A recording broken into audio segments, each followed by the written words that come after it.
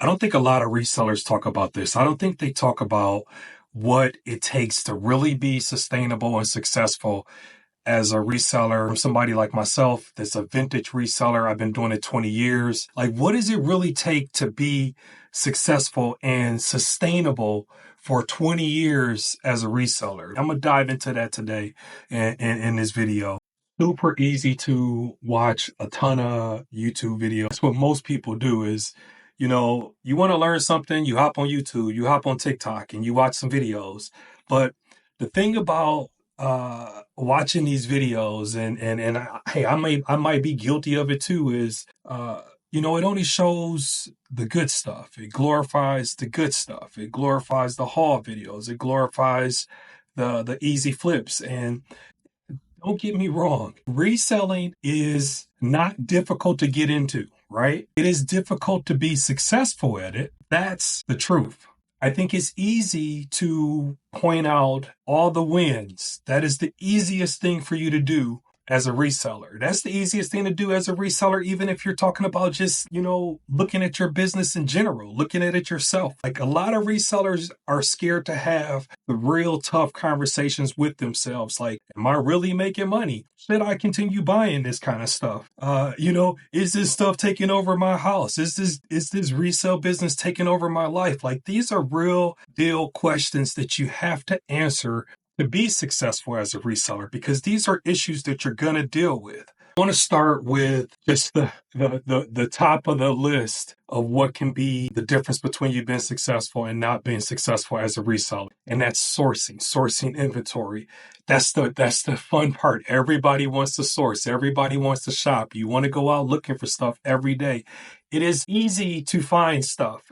Now, don't get me wrong. Some areas in some states, some regions, things are a little bit more readily available. Like in my region, I can get a lot of Pyrex. So when I post that kind of stuff or post those kind of videos, people are like, where are you finding this Pyrex? Because we don't see it. It's everywhere here.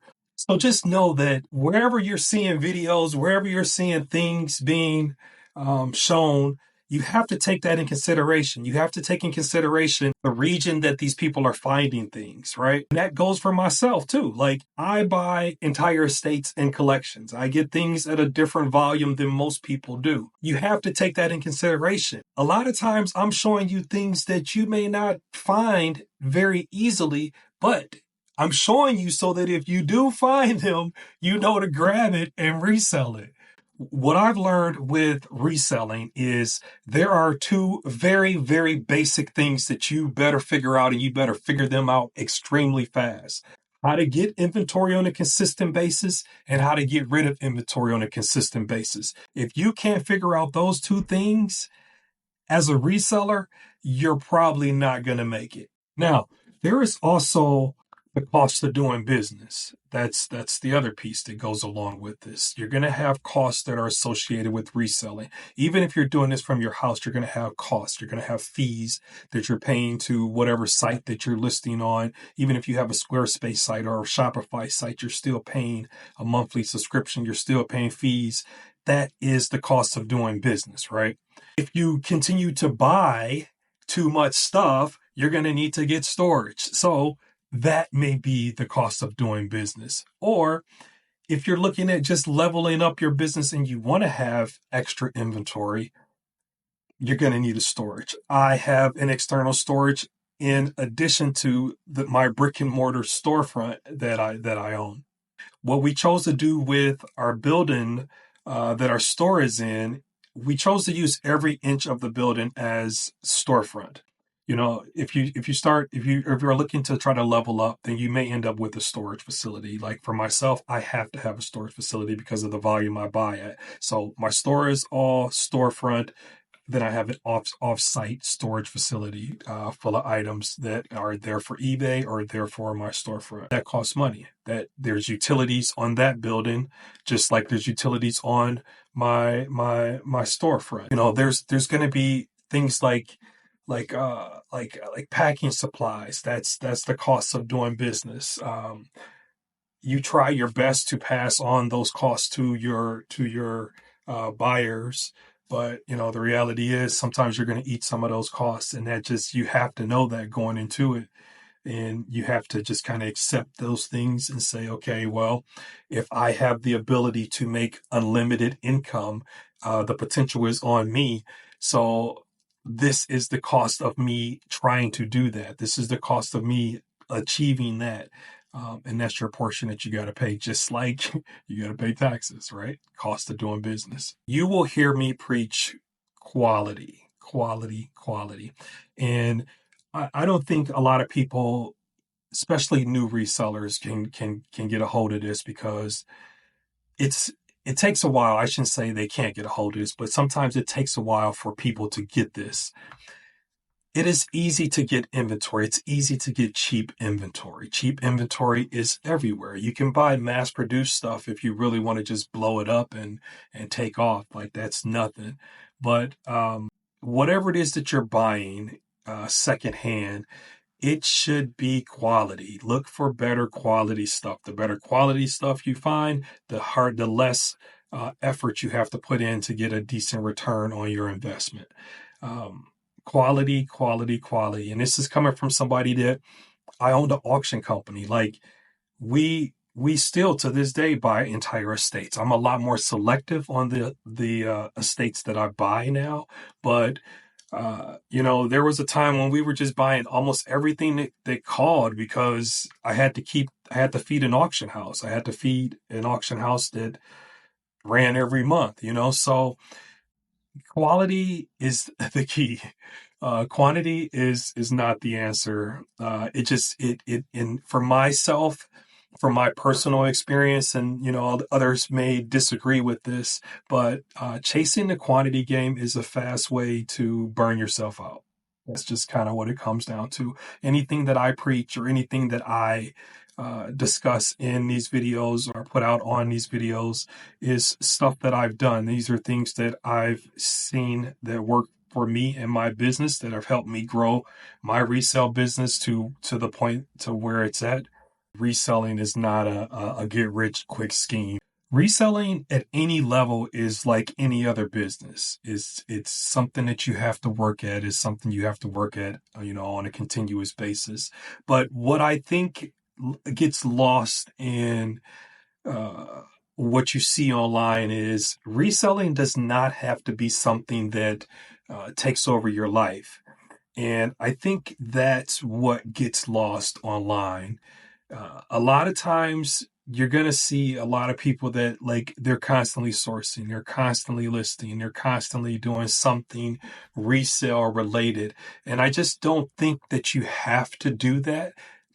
You can, but I just don't think that you have to do that. I think that learning how to structure this kind of lifestyle or business around your life, whether it's a side hustle or something you do full time, it's still structuring it. And I say all of this because the way that I built my business, I've always built from day one, from the very, very beginning. When I started in the early 2000s, when I just started doing eBay, I just was this guy in my apartment with my wife, with my girlfriend at that time, and we had a computer in the corner of the office, and I discovered eBay. Everything that I did, even at that point in time, I did it around my daughter's school schedule. So, or her daycare schedule at that time. But so I've always set up some kind of structure around whatever it I do. I've done reselling, whether it's an auction company, whether it's running a pawn shop, now it's my storefront, whether it was running eBay. Everything has always been structured around my family or my children, mainly is what it focuses around, as a support system for them, right? So to be able to take them to school, to be able to go on field trips, to be able to, they're sick, be able to allow them to stay home, just to have the flexibility that a family needs in a parent. That's really what reselling started for me as. And so everything that I do, everything that I preach, everything that I build with my company, and what I share with you guys, is things that are that have worked for me, and a way to reframe the idea of reselling. It doesn't have to take over your life. Again, I've structured a business that can stop every day. I can work from 10 to 3 o'clock and be done with my workday. And that's just running my brick and mortar store. That's what I do, Monday through Friday. I usually take Mondays off. But now that I'm back on eBay, I've added 2 hours in the evening to do some eBay stuff. And I'm only doing that 2 or 3 times a week for 3 weeks out the month. That's my other piece that, ties into the other videos. If you haven't seen any of the other videos there, that I'm saying, I'm showing my part-time method of reselling on eBay. Go check out those videos. Here's a thing that I touched on in this video. This is not a get rich quick scheme. When you're watching these videos, please keep that in mind, right? This is not a get rich quick scheme. And, let's be real. Most of the people are making more money off their content than they are making reselling. But that's a whole nother, another topic. You know what I'm saying? But it's not a get rich quick scheme. It's something you're going to have to work at, right? But you have to learn to find the balance in your life. You have to look at what is it that you're trying to get out of this, right? Are you trying to be debt free? Are you trying to be a full-time reseller? Do you just need some extra money? For myself, I've listed just one of the benefits for myself is the flexibility to be the parent that I didn't have, right? So to me, that value of that, and to be able to do that and to be able to enjoy my life to the level that I want to, makes reselling, a job that I will always probably have for the rest of my life. Just know that there are costs that go with this, and not just monetary. It's going to be time. There's going to be a lot of time. I gave up. I gave up every weekend. I gave up every. This is the last thing I'm going to touch on before I even before I end this. And I want to say this because I think people have to understand that it is a business, and you're not guaranteed to win. You're not guaranteed to succeed. And, probably a good chunk of people even watching this are not gonna win at this.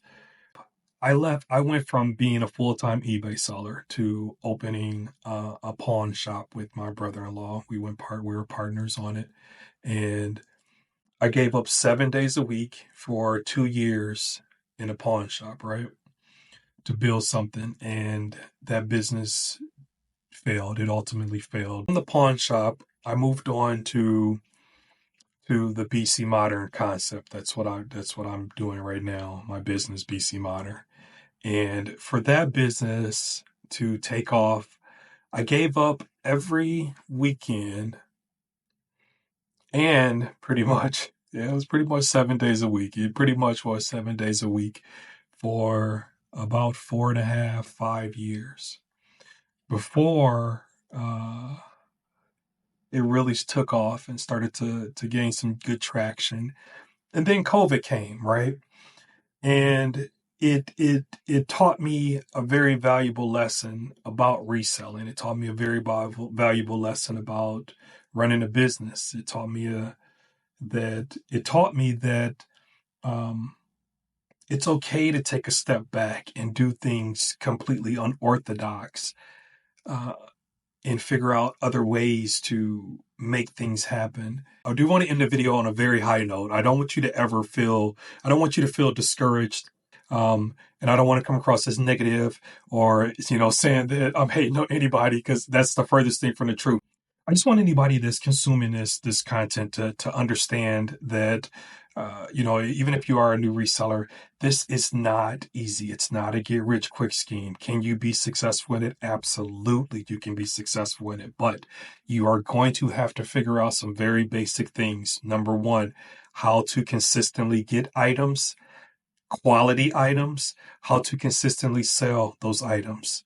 Okay. Those are two things that you have to figure out if you want to be a good reseller. All right. Because you can't run out of money. And everybody wants to source. So, if you want to keep one going, you got to take care of the other one, right?